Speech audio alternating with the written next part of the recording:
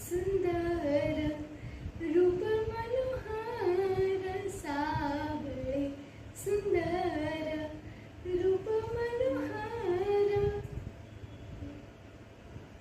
काय रे विठुराया, तू चिडवतोस ना मला?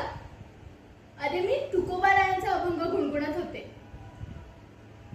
हा, म्हणजे तिकडचं रूपही सावळं आणि देखणंच आहे.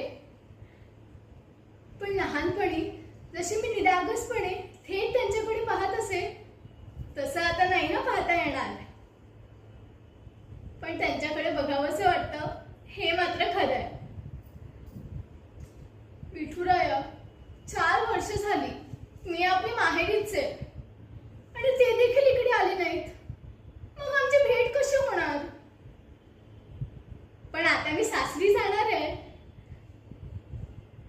कसे असतील रे सगळे?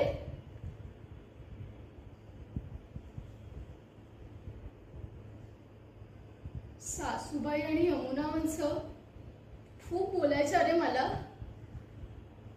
आठवलं तरी अंगावर काटा येतो. ते आत्ताही तसंच करतील का? विठुराया, तुला तर ठाऊकच आहे ना, त्यांना माझी तुझ्यावरची भक्ती अजिबात चालत नाही. त्या घरात तर तुझं नाव सुद्धा घ्यायला बंदी आहे. मला तेव्हा उमगलं नव्हतं, पण आता मला लक्षात येतं की त्यामागेही काही कारणं आहेत. पण विठुराया, माझी खात्री आहे तुझ्या रूपागुणाची गोडी त्यांना नक्कीच लागेल.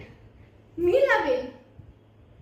तू आहेसच तसा भक्तांचा पाठीराखा, सखा सोबती, मायबाप, बंधू भगिनी, सारं काही.